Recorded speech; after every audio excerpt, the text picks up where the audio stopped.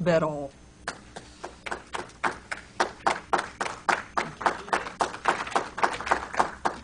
Since I am doing this at the last minute,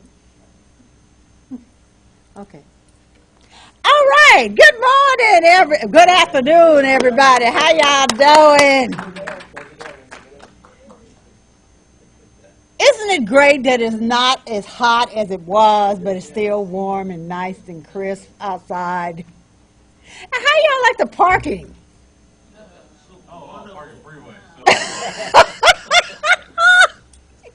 Don't be like me, not have a, You know, not have an option. this has nothing to do with Toastmasters, but I was rear-ended a couple of weeks ago. So this morning, I took my car in to Landers, and so now I'm in this little bitty car. Y'all know, those who know, I drive a SUV. This little bitty car, so I got to get down. Anyway, I didn't get here as early as I normally do, so now I'm parked over there in the grass, and I don't like it. Anyway, let's move on. Our first item on the agenda is our grammarian of the day. Toastmaster Jerome will bring us our word of the day. Yay! Thank you, distinguished Toastmaster Joyce Bill. So, I'm glad to be here. And I bring you a very wonderful word called treasure. Treasure is a noun. Treasure, noun. What do you treasure? I treasure Jesus Christ. Some people treasure their husbands, right? I know you treasure your wife. So I gave you examples of how you could use the word treasure. You could admire your wife, right? She's valuable to your whole entire family. But what I learned in church yesterday, Jesus said the kingdom of God is like a treasure. Where you go find it, you hide it, then you go get some money, and you go buy it, and you don't tell your neighbor, you don't even tell your wife. Is that true? No, it's not true. You got to be treasure. You got to treasure your wife. You got to treasure your friend. Everyone in here is a treasured. Health master. No, health master. Yeah, yeah. So the word of the day, treasure.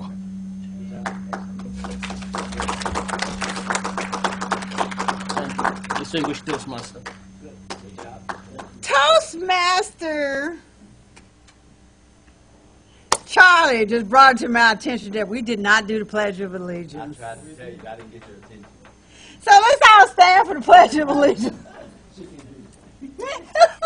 Ready? I pledge allegiance to the flag of the United States of America and to the republic for which it stands, one nation, under God, indivisible, with liberty and justice for all. Yay!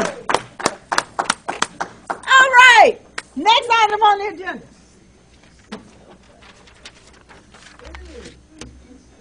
Toastmaster Minute, coming from none other than Toastmaster Leonard Mukasa.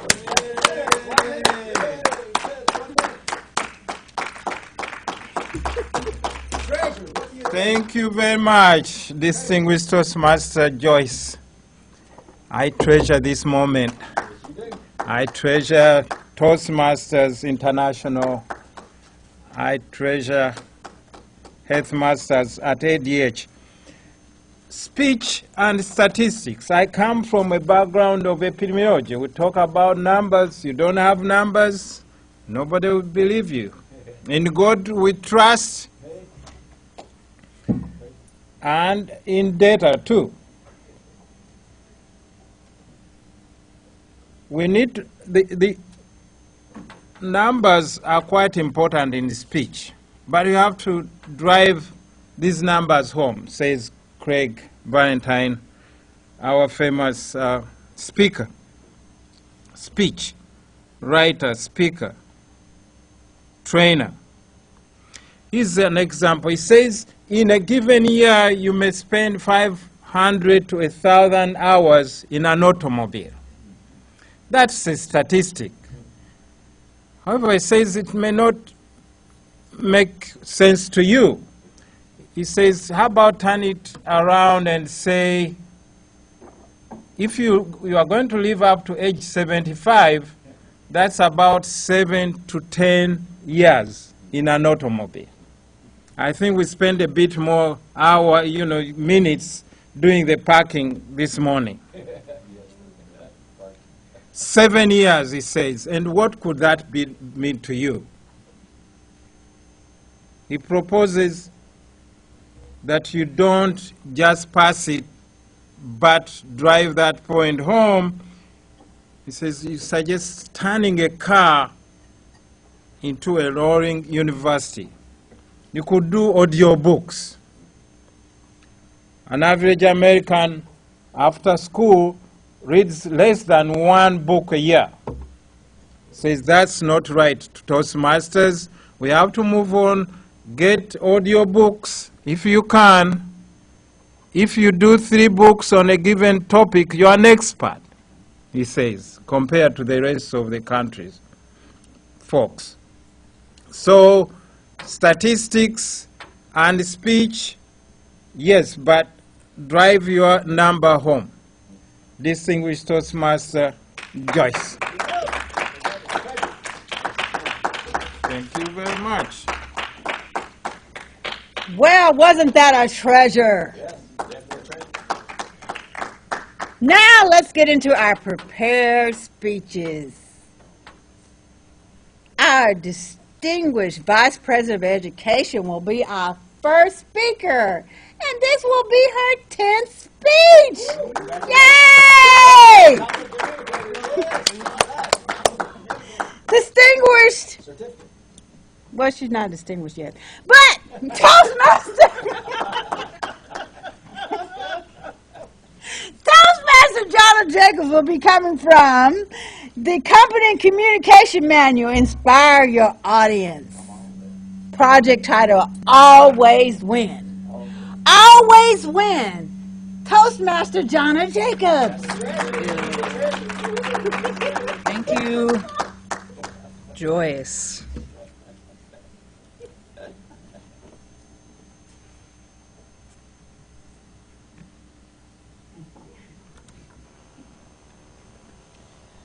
We don't win anymore. When was the last time we won? Do we win anything? We're going to win. We're going to start winning again. Believe me, we're going to be winning so much that you are going to get tired of winning.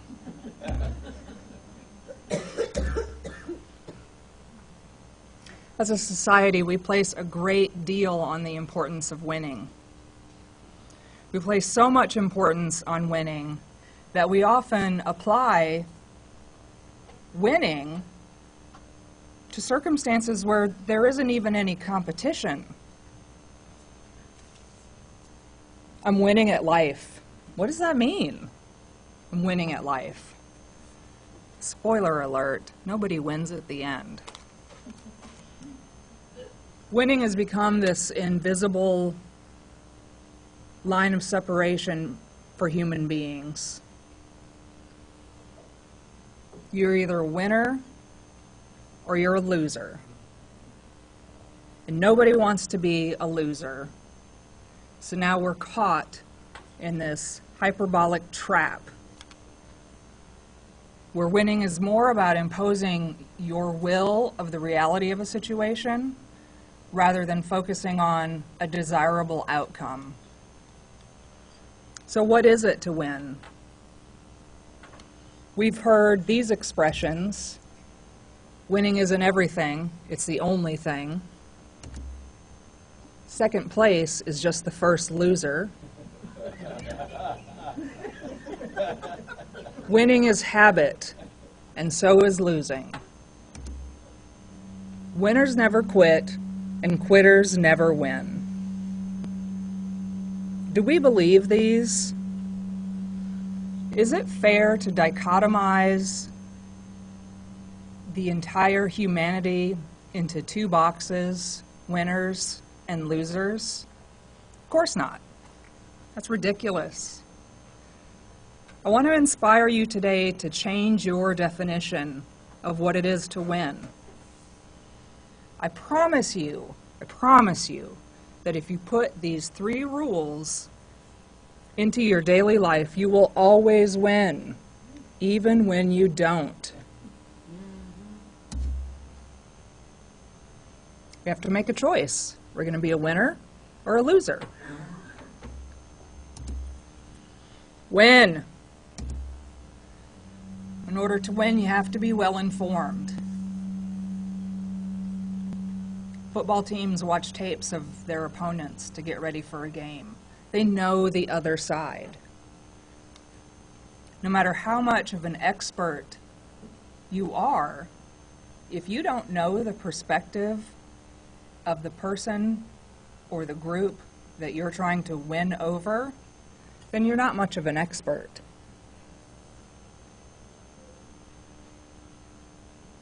We need to listen to what people have to say. We have to listen to opinions that are different from our own.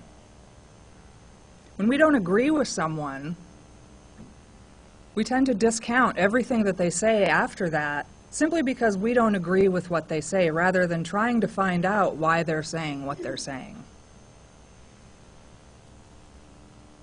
Be well informed. Integrity. Be strong in your moral principles and honest in everything that you do. A win doesn't mean anything if you had to fight dirty to get it. I think we all know how it feels when we've had to sacrifice our integrity to meet an end. It feels terrible. It feels terrible to walk away from a situation when you know that you did something that maybe you're not real proud of. But even if you have to do a terrible thing, if you do it with the heading of your compass set to your convictions and your honest beliefs, your integrity will remain intact. Never sacrifice your integrity. Be non-judgmental. It's actually a physiological response for our brains to assign judgment, sometimes within seconds of encountering a situation or a person. Is it good or bad? Is it right or wrong? Is it fair or unfair? We also impose these judgments on people. We have to be aware of that. Did this judgment just pop into my mind? Or is there another way that I can see this? This goes hand in hand with being well informed. If you approach something with judgment, you're less likely to hear any other message. So be non-judgmental. By being well informed, always acting with integrity, and remaining non-judgmental, you can walk away from any interaction knowing that you did all that you can do to win. Always win, even when you don't win. We're in a time where we're faced with a lot of rhetoric and a lot of language that tries to put people down and tries to steamroll over people and put people into categories that they don't necessarily deserve just because some group doesn't agree with another group.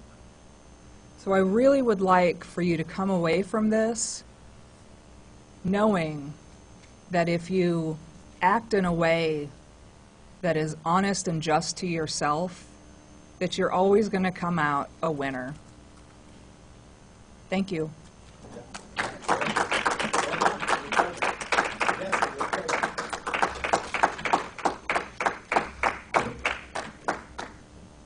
Well, that was a treasure as well.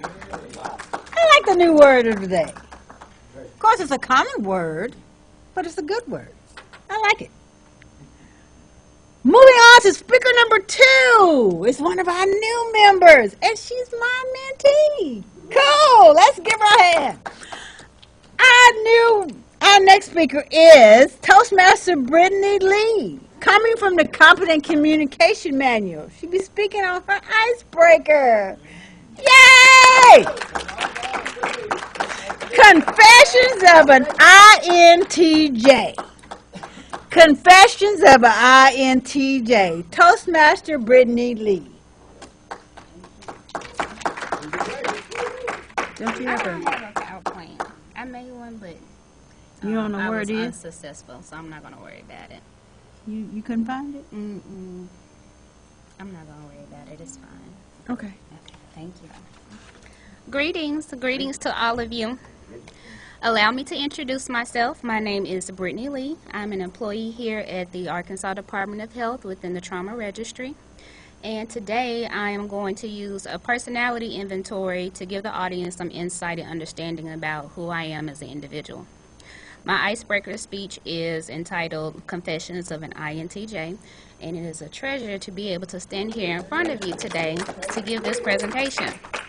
I hope through this exercise you will learn something new about me and maybe even find that we have something in common. I'm sure many of you are familiar with the Carl Jung psychology types or the Myers-Briggs personality type. While some people may find these things kind of cliche, I found it to be very helpful in understanding myself and others. So it looks at the theory looks at 4 different categories to determine personality type. The first is introversion versus extroversion. I am definitely an introvert, and I have learned to embrace that, and I've learned to try to get other people to embrace that as well. Oftentimes, introverts are misunderstood. And the biggest thing is people often think that introverts are quiet, and, well, usually they are quiet, but the biggest thing is they think that they're shy. So I've had this thing from a child to growing up, and, you know, it didn't make sense to me until I got older, but I would try to go into an invisible mode, if you would, when I was in public. So say if I'm at lunch and, you know, after being in class all day, interacting, dealing with people, I just want to sit down and enjoy my food, I would go into what I considered invisible mode, and I would find the table off in the corner where nobody was, and my thoughts were, if I would just go and sit in the corner and be quiet, nobody will notice me. Well, that never really worked, and I never understood why, because I learned later in life that extroverts, you know, they see introverts and like, oh, they're so lonely, they're shy, what's wrong? So then I would have people come over, what's wrong, are you okay? I'm like, I'm fine, but they insist on you not being alone and lonely. So I've learned to adjust to that and other things as well. But introverts often are not lonely. They enjoy being alone. And that's one of the biggest things that I've had to learn how to deal with in terms of not letting people feel like I'm rejecting them, but still being able to have my alone time. The other category is sensing versus intuition, and mine is intuition. That's what the N stands for. I often think in patterns, and things are very interconnected for me. For example, my background is in public health, my degree. So for me, I can see public health in everything. Everything is public health related. I'm very proactive when it comes to problem solving. I like to think in the future and try to be preventive with problems that I try to prevent problems from occurring. The third category is thinking versus feeling. I'm definitely a thinker. I'm sure all of you have heard the phrase, the truth hurts. And so as I've gotten older, I realized there's truth to that. That didn't ring true to me until here recently. Oftentimes when we're talking to people, I would make statements that I felt were factual, like this is the truth, this is what this is. And I wouldn't understand why people would feel disrespected with that. So I've learned to deliver my messages to where they're a little more digestible with people. And so back to being misunderstood, you know, when you say things that are factual, depending on who you're dealing with, sometimes they take that as you being mean or critical, when in fact you're just observing and being analytical. The fourth category is judging versus perceiving. And so I'm a judger and I'm a planner. I'm married. My husband, he's the opposite. He's a perceiver. And he believes in allowing things to organically happen. And it drives me crazy. Yes. So I love to plan things, even if things don't go according to plan. I still like to have a plan to start from. So, for example, I had a PowerPoint presentation prepared for today. It didn't make it here. But nonetheless, I still have my slides in my head. And, you know, I've learned to be resourceful and still operate from my plan, even if it doesn't go exactly according to how I had planned. So again, my name is Brittany Lee. You can find me in the trauma registry here at the ADH. You know that I'm an introverted, intuitive, thinking, judging personality type. I hope I have successfully broken the ice through this exercise, and I hope that you've learned something new about me and that we have something in common. Thank you.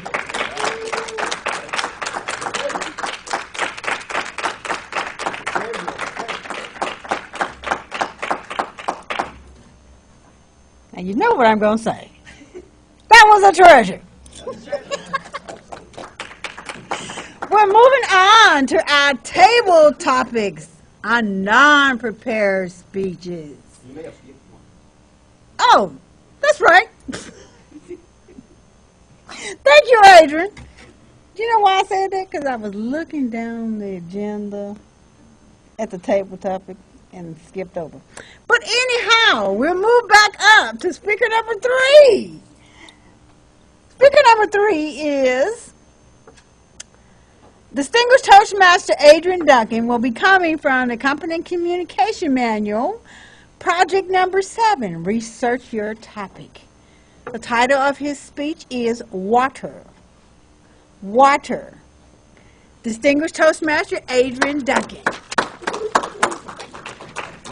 Madam Toastmaster, it's a beautiful day. Distinguished Toastmaster Joyce. Those of you that are experts, I've seen most of you have read more than 3 books, probably 30 books at least. Does anyone in this room know what a drip is? What is a drip? It is an expert that's no longer under pressure. You can catch that, I can see. That was a treasure. Americans probably are 75% dehydrated. Anyone know why? Because they drink Coca-Cola, carbonated waters, not water. I'm finding more and more statistics about water. The reason I'm young, happy, healthy, and thin is because I drink a lot of water. That was supposed to be a joke. That was a treasure. I found that 79% of often folks that do drink a lot of water does not have cancer. When I was younger, I thought no men had breast cancer until I met my close friend, and he said, the only problem I have in my life is breast cancer. I near lost my life because I thought no one in my young life had breast cancer. However, I found over the research that 79% of those people that drink water, 5 nice glasses of water today, or up to 8 glasses of water each day, are less likely, 79% less likely to have cancer, breast cancer. I found also that may be true for colon cancer.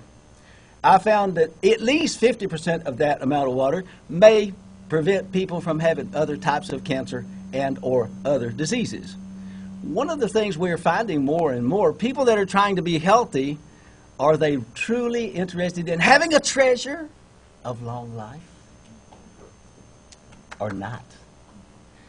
I'm finding that most individuals I talk to had rather have their way today than to live long tomorrow. The reason I asked the question, we had a group of folks that was desperate for rain. They kept saying, oh, we're going to get together and the whole town is going to pray for rain. They all came together. only one little guy about 10 years old showed up with a gigantic umbrella. Is that faith or not? If I thought and believed it was going to rain, would I bring my umbrella? You better know I would. Now, y'all may not, because I didn't hear y'all say you would. Probably. The other thing is, when I started talking about trusting what we believe, or do we believe what we trust with water? A young friend of mine had his small son with him, and he was throwing him up in the air and catching him. I thought that was trust. I told him, no, it's a good thing he didn't have a rain shower. Y'all didn't catch that treasure either. Y'all, I'm surprised. Water is one of the most important parts of our life. Confidence. I have a young man that's 86 years young. He has 5 pianos. Some of them weigh as much as 800 pounds that he moved into his house with his truck and trailer by himself. What does he drink? Anybody in this room tell me? Water. On this table is a bottle of water. That's my young friend back here. I coax him out of a bottle of water most every Monday. Y'all don't know Ken and his bottles of water? Y'all need to be helping him. Live long. Live happy. To me, that is humorous, because water is something that this young man drinks. He's 86 years young. I have a friend of mine that was up there in Montana helping. This young lady had been given a piano, and he said, my arm is too weak. I can't lift. He went over to the church where this piano was being given from the church member to this lovely lady. And this young man walked in at 86 years young. He said, I can do it by myself. However, if I would have somebody that would guide, because it was a baby grand piano, he said, I can't see around the corner. I'm too short. Here's this young man, 86 years young, drinking water instead of Coca-Cola and surviving, has outlived most of his relatives. Most of his relatives passed away in their 50s and 60s and 70s. He's outlived all of his children. He's outlived his second wife. He's outlived 3 of his grandchildren. You tell me, are you really interested in learning about water and the value that water has? I went back to some of the other statistics looking backward to see. If you were drinking 5, 6, 7, 8 glasses of water today, and you were less likely, at least 50%, 70%, 80% less likely to have breast cancer, colon cancer, would you be willing to try? I found out that being hungry, most often, 37% of all Americans are hungry, they believe, and most often it's dehydration, not hunger. I found out a statistic also, if you're waking up at midnight, 11, 12, or 1 o'clock in the night, and you're hungry, there's one solution. Anybody in this room know what that might be, that solution? One nice large glass of warm, extra warm water will resolve your hunger, put you back to sleep much better and much healthier than just a simple glass of milk and a cookie, which would add calories to your diet. Have I had 5 minutes yet? 5 minutes. Woo. Oh, great. The most important part of what I found in doing my research, Coca-Cola and carbonated drinks may be the item that you want and love the least likely in your heart, mind, and life. However, I found the most important part of my young life is drinking water. I grew up with no Coca-Cola, no aluminum foil, none of the items that most of you would consider to be a blessing in disguise. However, growing up, I had to carry water at least, well, let's say the length of a football field, sometimes 3 times that far. Rain, sleet, snow, all the above. However, my dad did not believe in buying that which you didn't have to. We had free running water out of the country on a 160-acre farm with 11 children. He said, we will have running water. I said to him, what do you mean? He said, each one of the children is going to take a bucket and start running, bringing back a fresh bucket of water. With your permission, I'm asking you and pleading with you to consider drinking at least 5 large, nice glasses of water each day if you want to and believe that you can fully prevent at least 50, 60, 70, 79% of breast cancer, colon cancer, etc. I would consider drinking a nice warm glass of water every night at midnight when you wake up. Madam Toastmaster, a glass of water a day. That's a treasure. Thank you, Madam Toastmaster. Now we will move to the table topics. And our table topics master is none other than Toastmaster David Brudney. Yay!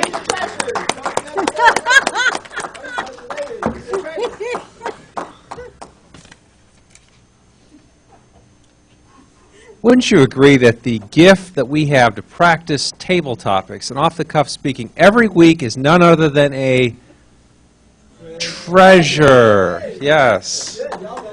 Now, the theme for today's topics is random questions Dave Rudney found online. The first question, what is important enough to go to war over? Charlie.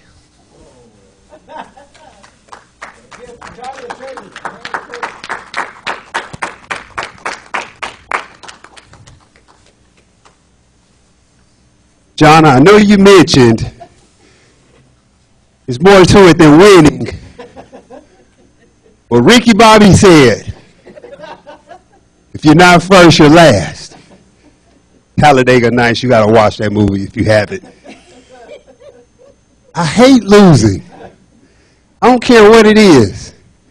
And Johnny, you're right. You have to teach integrity, the ability to lose. And I learned this through my son, who is now learning to play chess. Now, in order to inspire him and motivate him to continue playing chess, I can't beat him all the time. So I have to manage my own emotions, my own desire to win, just to let him win, to keep him motivated. If it wasn't for that, chess would be the number one thing that I would have to win in. I can't lose. I'm sorry to say, but if I do lose, it would not be uncommon for me to knock a few pieces off the board. I can't lose in chess. Any chess players in here, by the way? A little bit. If you want to win, go ahead. I challenge anybody to chess, and if I lose, don't be frightened if I knock some pieces off the board. Thank you, Charlie. The next question is, can you tell us what sustains you on a daily basis? Toastmaster Scott.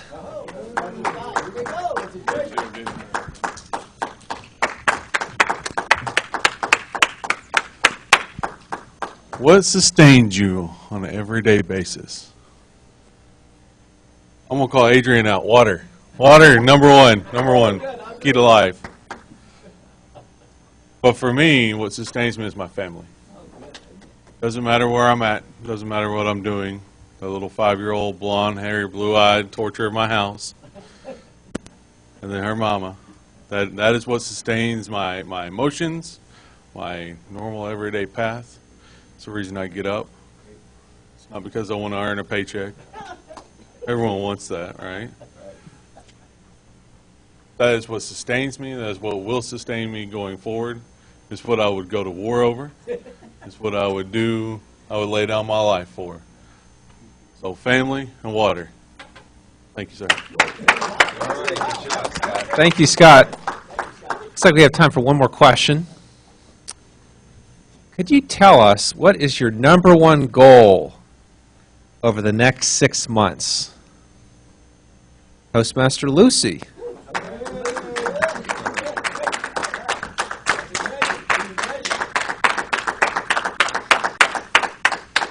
Well, I had a feeling you were going to pick me when I heard what the question was, because I'm really bad at narrowing things down to one thing.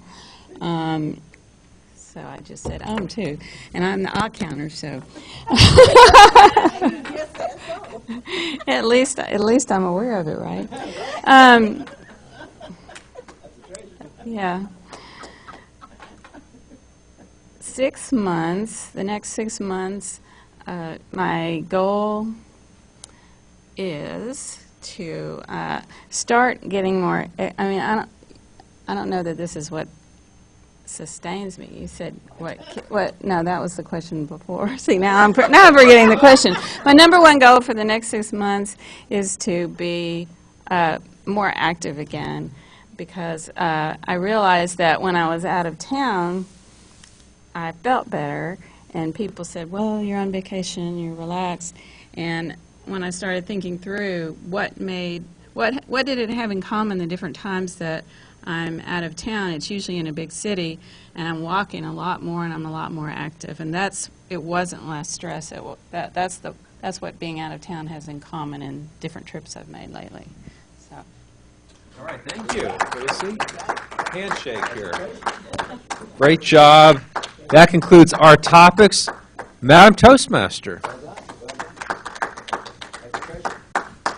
Thank you, Toastmaster Brittany. Now we'll move to our evaluation portion of the meeting. And our general evaluator is none other than Toastmaster Camille.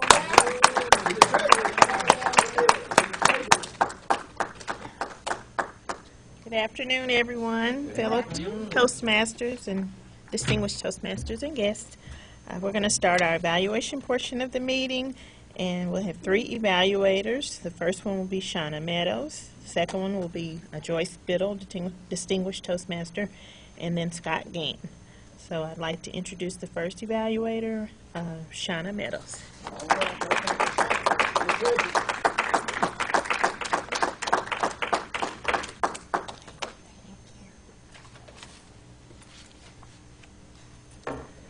Hello, fellow Toastmasters. This is my first time being an evaluator, and I treasure this moment. I did evaluate Jana Jacobs, who did a speech titled Always Win. And Jana, I think you did a wonderful job. I really enjoyed your speech. You seemed like you were very confident, organized, clear.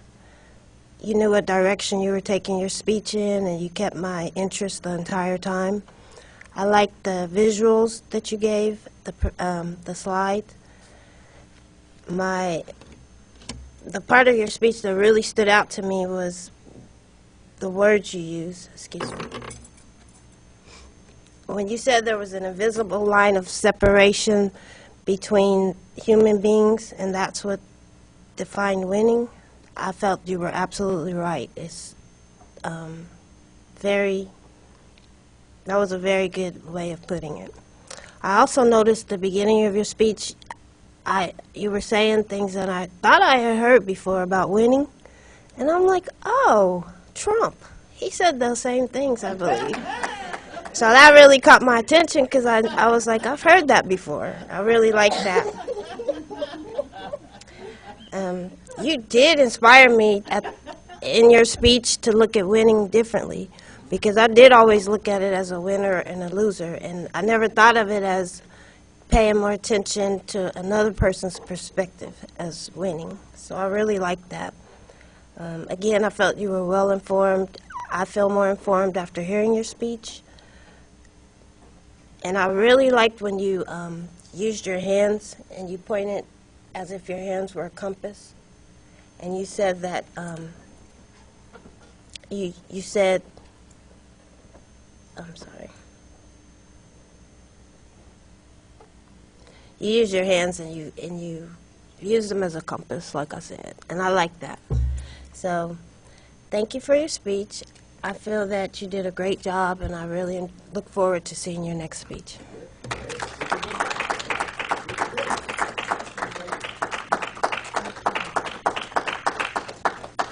Very good job. Our next evaluator, number 2, will be distinguished Toastmaster Joyce Biddle.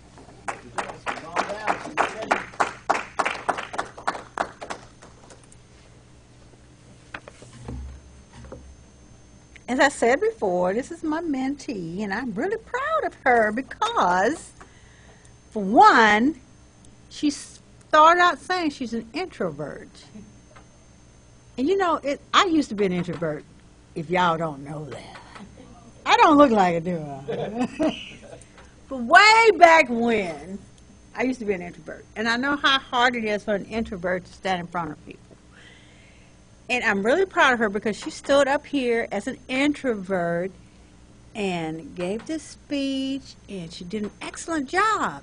Even when her PowerPoint didn't show up and she wasn't able to use her PowerPoint, she got up and did the speech anyway.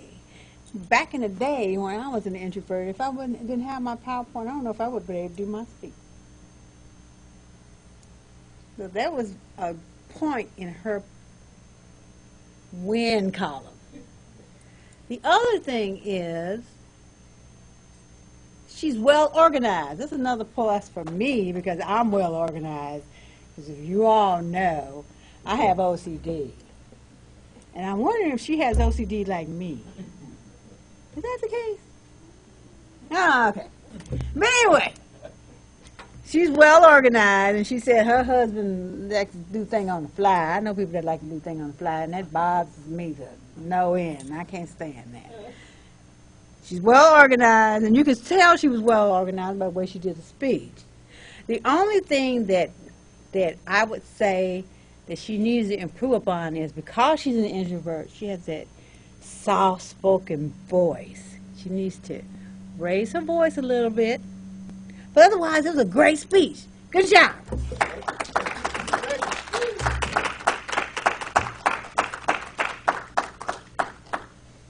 All right, our third evaluator will be Scott Gann. Scott Gann.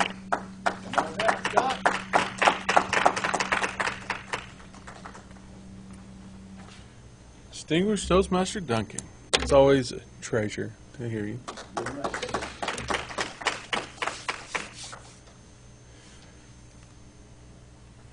When you listen to your speech, you were a very prolific speaker.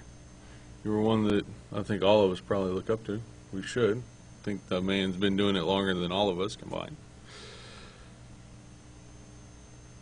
And you start by researching your topic. Now, your research of 79% less cancer rate for breast cancer if you drink a lot of water, that's an amazing statistic.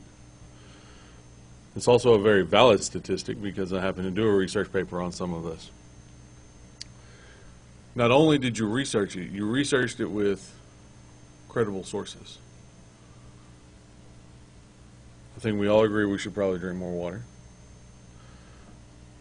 And you brought it home to us. You made us think about it. You caught my attention. You kept it. Your statistics were great. Your jokes are always on point. I love those. I want to go drink a Coke, but I think I want to have water. Adrian has officially guilted me into drinking some water. As far as the competent communicator side goes and going down the book, you hit it to a T. There's nothing I can tell you that would make that portion even better. If there's anything, you could probably cite a source or two that you used. And other than that, I think you could probably come give this speech at the university and be spot on. So great job. I greatly appreciate it. Keep up the good work, and we'll see you next time.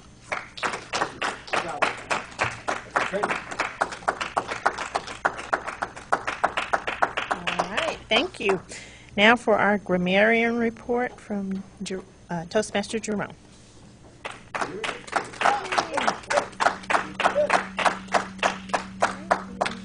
Thank you, Toastmaster. It's a pleasure to be up here. The word treasure was well received today. And yours truly, distinguished Toastmaster Adrian, I kept a count. We almost ran into a tie until the last moment. He beat you by one.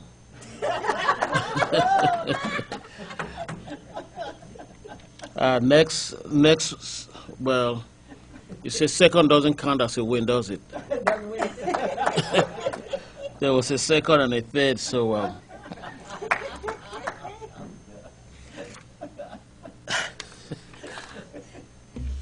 so I'm pretty pleased that the word treasure again can be used as a verb. It's a noun, and it fits right into all what we're doing here. All our speakers this morning are treasures.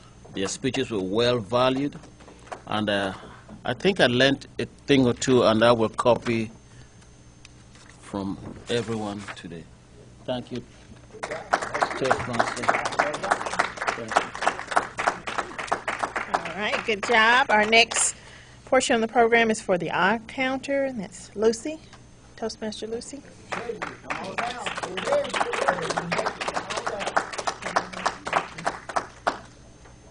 Well, I didn't ring the bell because I felt like doing this my first time, it was enough to keep up with whose everybody's names were and tallying. So there, I said so. I see I'm more aware now. I'm counting myself as I talk. There's this little other counter thing going on. So, see, I said 2 in a row. Now I can't stop this. All right, Jerome, I don't know if I would pronounce your last name correctly. So Toastmaster Jerome said so 3 times. Brittany Lee said 3 times. Let's see. Shauna Meadows said twice, and like I said. And Joyce said anyway a couple of times. And I said both so and I did not keep count as I was counting it.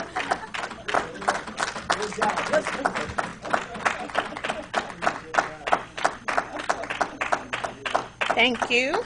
Next will be our timers report with Victoria, Toastmaster Victoria.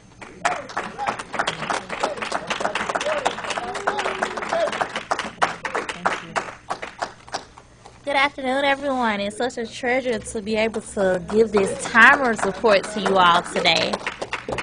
So, I will start with Toastmaster, correct? The Toastmaster of today. This is my first time, but I just want to make sure I'm doing this correctly. So, I timed just about everyone. I'm not sure if that's the correct order, but we're going to go with it. So, Toastmaster Joyce Biddle, 1 minute and 11 seconds. Grammarian, the report was 57 seconds. Toastmaster Jerome. Toastmaster Leonard gave the Toastmaster a minute for 2 minutes and 34 seconds. Toastmaster Jana Jacobs, speaker number 1. Her title was Always Win, 7 minutes and 17 seconds. Toastmaster Brittany Lee was 5 minutes and 17 seconds. Toastmaster, distinguished Toastmaster Adrian Duncan, 7 minutes and 16 seconds. And for our table topic speaker, Toastmaster Charlie, 1 minute and 30 seconds. Toastmaster Scott, 47 seconds. Toastmaster Lucy, 1 minute and 20 seconds. For our evaluator, Toastmaster Shauna, 2 minutes and 18 seconds. For our evaluator number 2, Toastmaster Joyce, 1 minute and 52 seconds. For our evaluator number 3, Toastmaster Scott, 1 minute and 40 seconds. For our grammarian report, 58 seconds. And for our all-counter report, 1 minute. And that was Toastmaster Lucy and Toastmaster Jerome. Thank you, guys.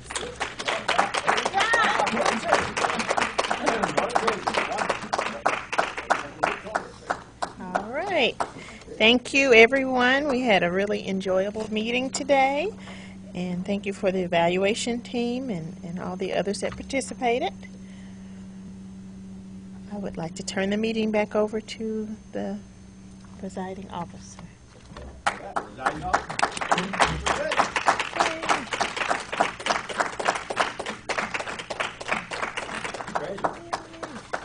Thank you. We are ahead of schedule. I do have some announcements. The speech contest is going to be held on August 21st, which consists of the humorous speech and the table topic speech. We need a contest chair and a chief judge. We need contestants.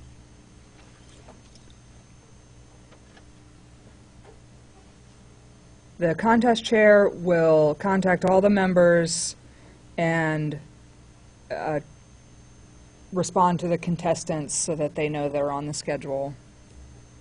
And the chief judge will contact all the judges and the counters Are there evaluators for the speech contest? Speech contest has judges, timers, and counters. Okay. Okay. Also, I have made up, actually Joyce made up a list of all the meetings for August. I'm going to leave this on the back table, and as you leave, please fill in a role that you would like to fill for each one of the weeks that's on here. That would be very helpful, and you would get far less emails from me throughout the week. I don't have any other business. Scott does. Is there training for officers, club officers this Saturday? Officers, yes, Adrian. Power Pool, 201, Worthing Drive. Did everybody hear that? Officers training this Saturday. Power Pool, Southwest Power Pool, 201. 201 Worthing Drive, behind the Kroger's on, what is it? Chanel. Chanel, yeah. All right. Thank you. Scott. I have one thing. So I've been saving this announcement, and y'all probably have figured out that I have not been here very much. As of August 11th, I will no longer be with the agency. I'm leaving to take a college professor position, and this group has actually played a very big part in that. So I want to thank you. While I will not be here, I'm in Pine Bluff, so there's no way I can make Monday meetings. I will keep you all near and dear, and I will probably continue Toastmasters down there. But, so people aren't looking, and I'm not tying up emails, and I want to thank you. I will try to visit as much as I can. It's been an honor. It's been great for the new people. I'm telling you, this place will get you far in life. So, thank you. It's been an honor. Mark Collins.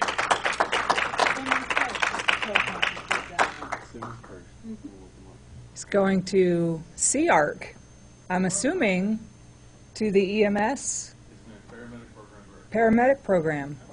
I got my EMT from the CARC paramedic EMT program. One of our few success stories, right? There's two more. If you call me, I'll tell you two more stories that'll help you. We have a Simmons Toastmaster down there, and my niece also works at CR. So there's two more success stories. August, the training for officers is August 5th. This Saturday. 9 o'clock, start at 9:30. No, anybody can come. The But reason it's we want required other for the office. The reason we want other Toastmasters to come in is you'll learn more about what we're doing and why at the area level, division level, district level, because that's where you learn the foundation.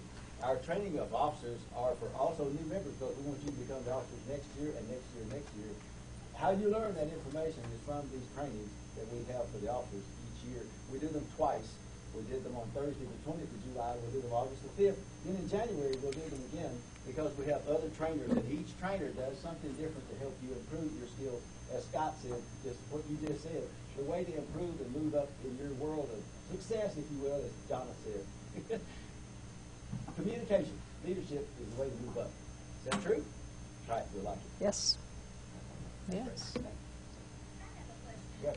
Yes, ma'am. The speech contest on the 21st, how's that different from a regular meeting? Like what should we expect? I'll defer to Let me Joyce. answer that question. Okay. Right. Okay. The speech contest is a contest. We don't have a regular meeting. We'll have a contest for those who are interested in the humor speech contest.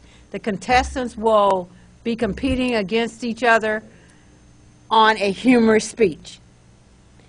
I have competed in the humorous speech contest before, and the judges will be judging you on that speech. It's a 5 to 7 minute speech, and it will be a humorous speech. The other contest will be table topics, and the judges will be judging you on how well everybody will have the same question, but you will not be in here. You will only be brought in one at a time to answer that same question. Everybody will be off-site, outside, while the other people are answering the question. You'll be brought in one at a time. And you judges will be judging you on how well you answer that question. Would we want to do a 30-minute mock meeting to show our new members what, would that help, Brittany, would that help if we did a mock meeting of just 2 or 3 samples? Would that help? No, I just didn't know what to expect. But generally what we do, some clubs have their 2 contests on 2 different meetings, but usually we don't have that many contestants, so we do them all in the same meeting. But if a bunch of you all want to be contestants, we'll do them on 2 different meetings. We'd like to have 10 contestants in the humorous speech because we think all of you have something humorous to say. We believe that would be. I mean, but the top 2 winners are eligible to go to the area contest, and the area contests are going to be in September, and the division contests are going to be in October. So the winners of the area contest go to the division contest in October, and the winner of the division contest goes to the district conference in November, which will be in Bentonville. Okay? All right. I appreciate the questions because that's the only way we help you and help you learn to grow. Always feel free to ask questions. If anybody has any more specific questions about that, because I've competed in the humorous speech contest before and made it all the way through to the division. That was 2 years ago. And I've not competed in the table topics. However, I think Dave has. Dave, did you compete in the table topics contest before? Yes, and you made it all the way to district? I did. Yeah. He's sharp. Yeah. Didn't you win in the district? I don't, not for the tabletop. I can't. No, that was an evaluation that you made to the district. She was great, and actually, I'll tell you, anyone should enter the contest if you don't know what the question is, and it just might be the perfect question for you. Remember the first time she was asked a question in a meeting? She answered yes. That was her answer to a tabletop question. But yet she won the entire district, 3 states. And the question was, the district a few years ago, I didn't do a very good job, but the question was, is it better to own a home or rent? And that was the question. But anyway, she did an amazing job because she told a story. And it was a story about how she got married, and then after getting pregnant, she needed to move from an apartment to a house, and it was funny. And she kind of touched her stomach, people were laughing. So she told a story, and I was just logically thinking about, okay, why is it better? But her story connected. She just told a story, and that was it, and she won. So I think anyone should compete. You never know, and it's a lot of fun. So give it a try. You'll enjoy it. Yeah, and one of the things you do have to remember, because this is what pushed Leonard into the district last year when he did the evaluation contest, is you got to stay on time. Timing makes a difference. Because when he competed in the area contest last spring, all the other contestants went over time. 5 seconds, 3 seconds. If you go out of over time, you're disqualified. If you're under time, you're disqualified. You have to see the green light, and you have to watch for the You light. have to stay within timing when you're competing. So that'll be true here? Yes, Yes. absolutely. Anytime you're disqualified, you're out of the race. It's just like horse racing. If you lose one race, you're out. Well, in here, Miss Freeze is 5 to 7 minutes. Right. In tabletop, it's a minute, it's between a minute And 2.5. and 2.5. So you give us something, I mean, you set the stage before we start. We tell you all the rules before you start. And then But you- if you're a contestant, we send you the rule book. But if you want a copy, you can get a copy of the rules. That's not a You problem. you can download the rule book. Download them off of Toastmasters.org. If you need some help, let one of us know. We'll help you. The Good. rules and regulations You guys will touch have you. to And So, The humor- Donna has a copy because she's the DPE. The, you said? I will make. I plan to compete in in human speech again this year. I will Because make I think it's copies fun. and bring them to the next meeting for everyone. The humorous speech topic can be of your choosing. Right, exactly. Anything you like. I sang last year. It was awesome. And she was supposed to compete in the area, but I didn't win. she ended up not being able to make it to the area because she was sick or her child was sick or something. No, I didn't win. No, remember, you didn't make it to the area contest because something happened. Anyway, it's all good. I didn't win. Aaron beat me. Oh, Aaron did, that's right, Aaron did. Yeah. Yeah. Is that what it was? Yeah. Oh, I knew it was something. It wasn't my singing. But anyway, Again, please sign up. August 21st is on here. It doesn't, it's not as if it's a speech contest, but if you want to be on that day, write your name on August 21st and we'll figure out yeah, how we to do did it from there. The officers decided on the speech contest. And it's just for fun, okay? It's most important for fun, laughter, fun, that's amazing. And it's a great learning experience. And with that, we started on time and we're ending a minute late. Thank you very much, Toastmasters. 1 o'clock is good. Thank you, everybody. Scott, before you